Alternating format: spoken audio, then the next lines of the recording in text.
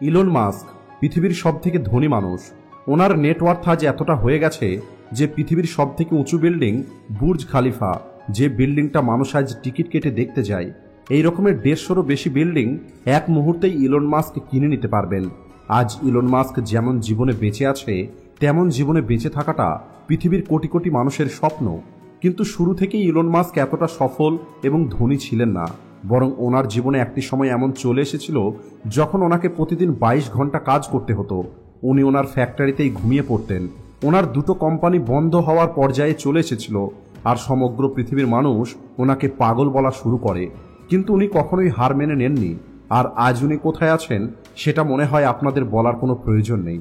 উনি ওনার অনেক ইন্টারভিউ এবং স্পিচের মধ্যে উনি ওনার জীবনের নানান রকমের অভিজ্ঞতা শেয়ার করেছেন, আর ওনার কথা এই পৃথিবীর লাখো মানুষের জীবন পরিবর্তন করে দিয়েছে। কিন্তু ওনার সমস্ত স্পিচ ইংলিশে, অন্যদিকে আমাদের মাতৃভাষা হলো বাংলা। আর এই কারণেই আমাদের মধ্যে অনেকেই ওনার বলা ওই মূল্যবান কথাগুলো কখনোই জানতে পারি না। কিন্তু এখন চিন্তার কোনো কারণ নেই, কারণ আমি চাই সহজ জীবন পরিবারের প্রতিটা মানুষ যেন শিখতে পারে এবং জীবনে এগিয়ে যেতে পারে। আর এই কারণেই আজ আমি আপনাদের ইলন মাস্কের একটি স্পিচ বাংলাতে শোনাবো, যেখানে বলা প্রত্যেকটি কথা ইলন মাস্কের, কিন্তু সেটা আমি আপনাদেরকে কেবল বাংলাতে অনুবাদ করে বলবো। তো চলুন শুরু করা যাক। আপনার কাজের জন্য নিজেকে সমর্পণ করে দিন। আমি বিশ্বাস করি যে কাজটা নিয়ে আপনার মধ্যে আত্মবিশ্বাস আছে, যে ওই কাজটা মানুষের জীবনে একটি ভ্যালু অ্যাড করবে, সেই কাজের উপরে নিজের ফোকাসকে বাড়িয়ে তোলার জন্য আপনাকে কিছু কঠোর সিদ্ধান্ত নিতেই হবে। মানুষ সাধারণত প্রতিষ্ঠিত এবং নিশ্চিত সফল হবার মতো কাজগুলো করতেই বেশি পছন্দ করে। আর এই কারণেই একটি এন্টারপ্রেনিয়রের জন্য সবথেকে বড় চ্যালেঞ্জ হলো একটি নতুন আইডিয়ার উপরে ভরসা করা, নিজের উপরে বিশ্বাস করা এবং নিজের সিদ্ধান্তের উপরে স্থির থাকা। কিন্তু এর অর্থ এটা নয় যে এমন কোনো ভ্রান্ত স্বপ্নের উপরে কাজ করা হবে যেটা করা কখনো সম্ভব নয়। আর আমি আপনাদের এই দুটো জিনিসের পার্থক্য বলে বোঝাতে পারবো না।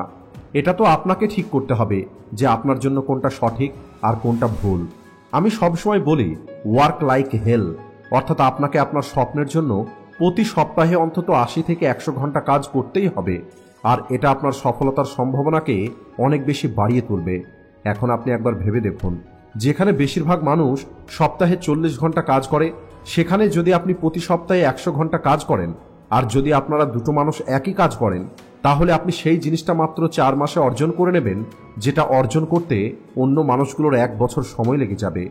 যখন আমি টেসলা এবং স্পেসএক্সের উপরে কাজ করছিলাম, তখন আমি প্রতি সপ্তাহে 7 দিন কাজ করতাম। আমি ফ্যাক্টরিতেই ঘুমিয়ে পড়তাম। Paint shop, journal assembly, body shop এবং ডিজাইন, এই প্রতিটা জিনিসের উপরে আমি নিজেই কাজ করেছি। যখন আমার স্পেসএক্স কোম্পানির 3টে রকেট লঞ্চ ফেল হয়ে যায়, তখন আমি হার মেনে নিইনি, কারণ আমি কখনোই হার মানি না। আমি বিশ্বাস করি হয় আমি মরে যাব, অথবা আমার কাছে যাই কিছু আছে সেই সব কিছু আমি লাগিয়ে দেব, কিন্তু আমি কখনোই হার মেনে নেব না। তাই আপনি আপনার সম্পূর্ণ চেষ্টা লাগিয়ে দিন।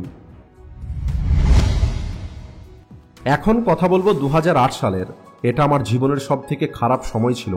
আপনারা জানেন ওই সময় সমগ্র বিশ্ব ইকোনমিক ক্রাইসিসের মধ্যে দিয়ে যাচ্ছিল, আর ওই ক্রাইসিসের কারণে আমার 2টো কোম্পানি স্পেসএক্স এবং টেসলা বন্ধ হবার পর্যায়ে চলে এসেছিল।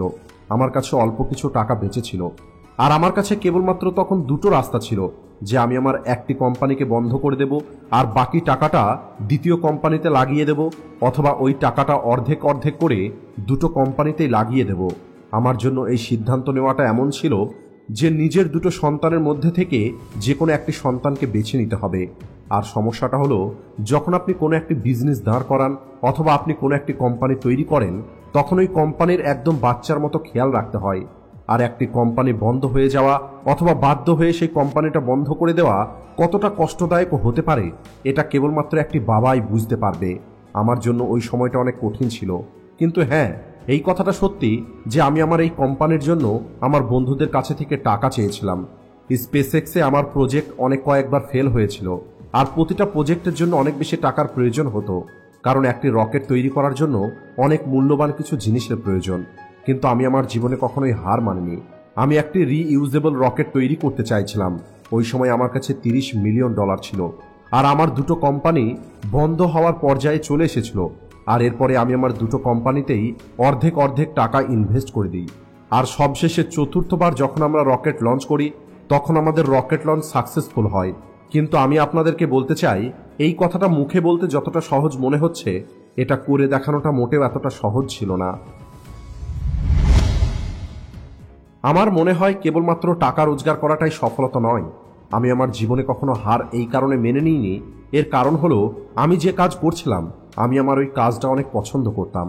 আর আপনি কেবলমাত্র সেই কাজটাকেই বারবার করতে পারবেন, আপনি সেই কাজেই সফল হতে পারবেন যে কাজটাকে আপনি মন থেকে পছন্দ করেন, যে কাজটা সম্পর্কে আপনি দিনরাত চিন্তা করেন।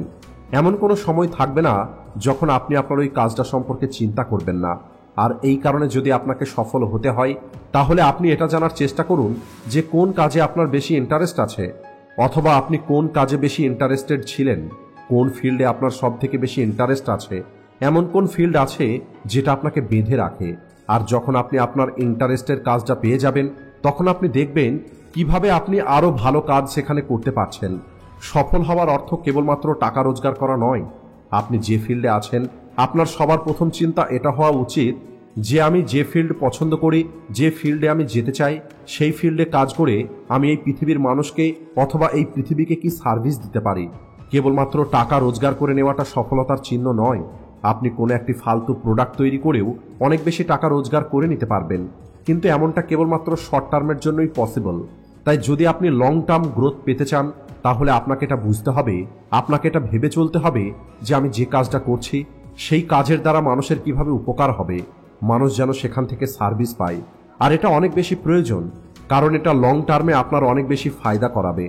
যদি আপনি কেবল একটি খারাপ প্রোডাক্ট তৈরি করেন, কোনো একটি বেকার প্রোডাক্ট তৈরি করেন, তাহলে হতে পারে আপনি ওই প্রোডাক্টের কারণে অনেক বেশি টাকা রোজগার করে নেবেন, আপনার কাছে অনেক বেশি টাকাও চলে আসবে। কিন্তু এরপরে কি হবে? কারণ আপনি যে টাকাটা রোজগার করেছেন, এটা তো শর্ট টার্মের জন্য রোজগার করেছেন।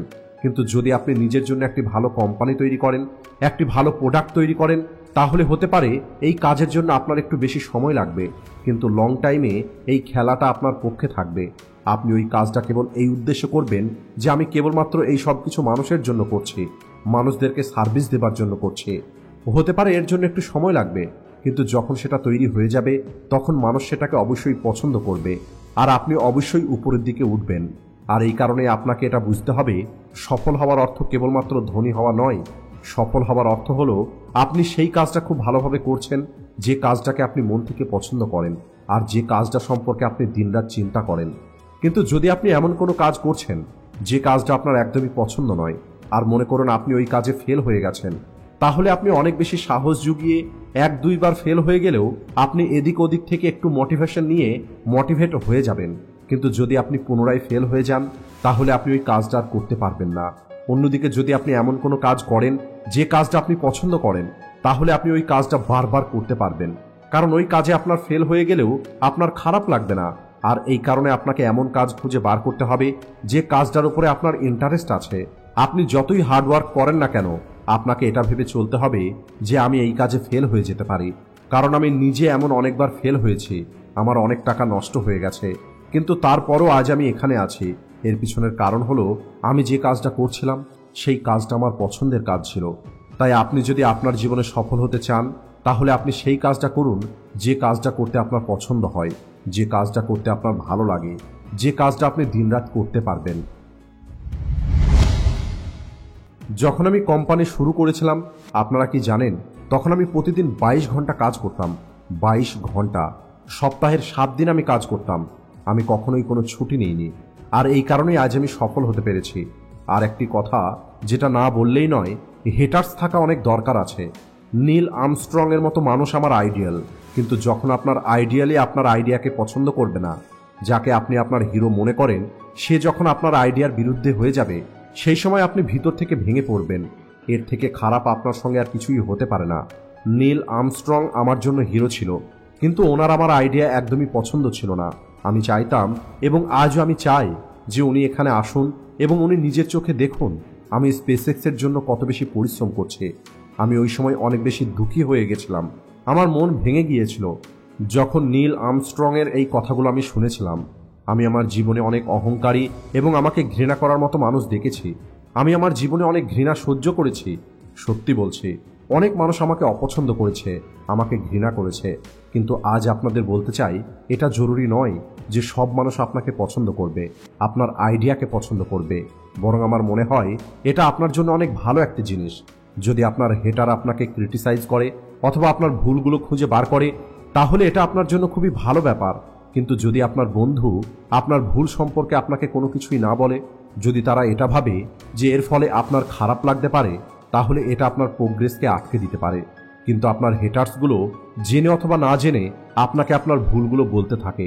আর এই কারণেই আপনার বন্ধুর সঙ্গে সঙ্গে আপনার হেটার্স থাকাটা অনেক বেশি প্রয়োজন, কারণ তারা না চাইলেও জেনে অথবা না জেনে আপনাকে আপনার ভুলগুলো দেখিয়ে দেয়, যে ভুলগুলো আপনি সংশোধন করতে পারবেন। ধন্যবাদ।